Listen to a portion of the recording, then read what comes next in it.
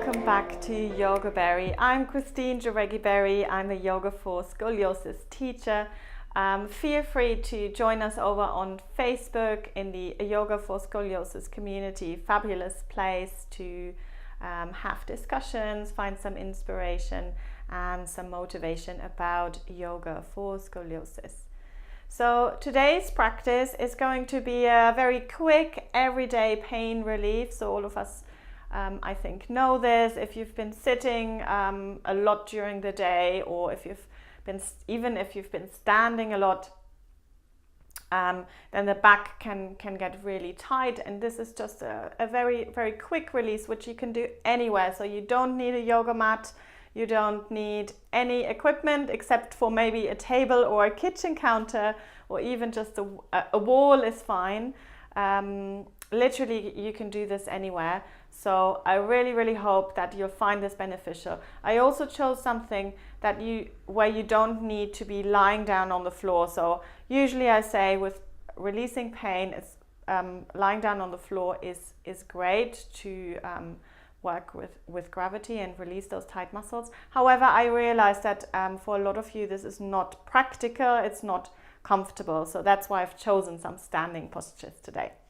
So let's come into standing, have the feet parallel, feet hip distance apart. So hip distance, I mean feel those hip bones here at the front. We don't mean the outer edges of the hips.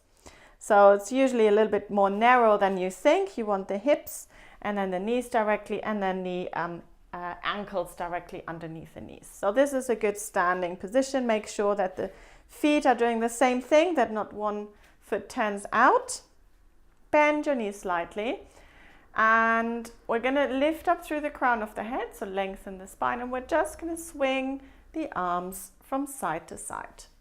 So it's like a little, very playful, very free movement, just swinging the arms from side to side. It's not a controlled movement, just let the arms dangle completely. So I have the wall behind me, I'm just conscious that I'm not hitting the wall, but feel free to really go for it. So really letting the arms dangle, letting them be free. So it's that rotation, it's a little rotation in the spine, which feels really good.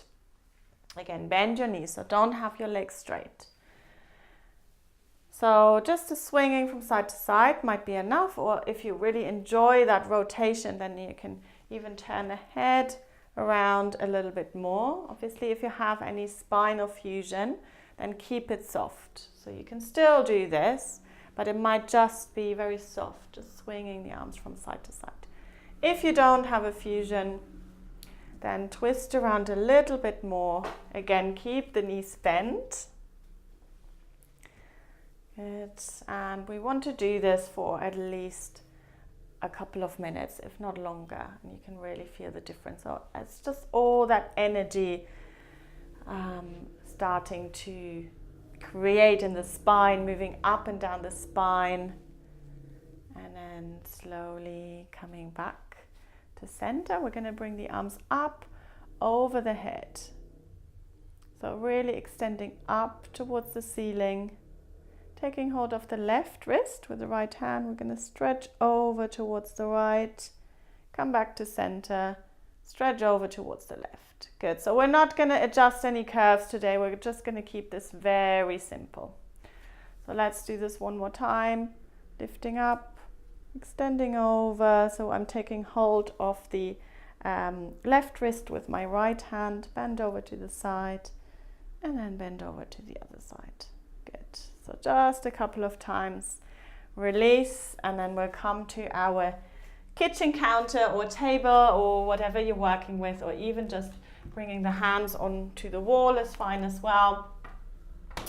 Stepping the feet back and really lengthening through the spine. So bend your knees and then lengthening through the spine. So see how I'm folding from the hips.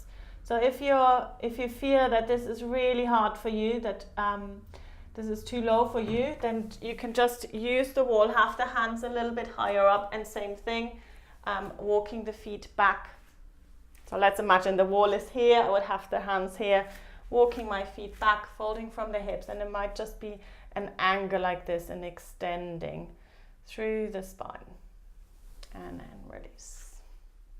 Good. So these are just a few things that you can do anywhere during the day. Really, really helps to get that lift again, get that that length in the spine. Usually during day-to-day activity, we start to kind of collapse into the curve a little bit more.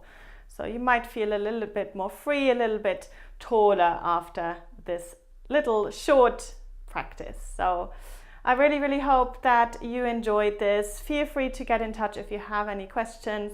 If you would like to get some one-to-one sessions, I do this via Skype or via Zoom, and we can look at your specific curve pattern and create a practice which is just for you.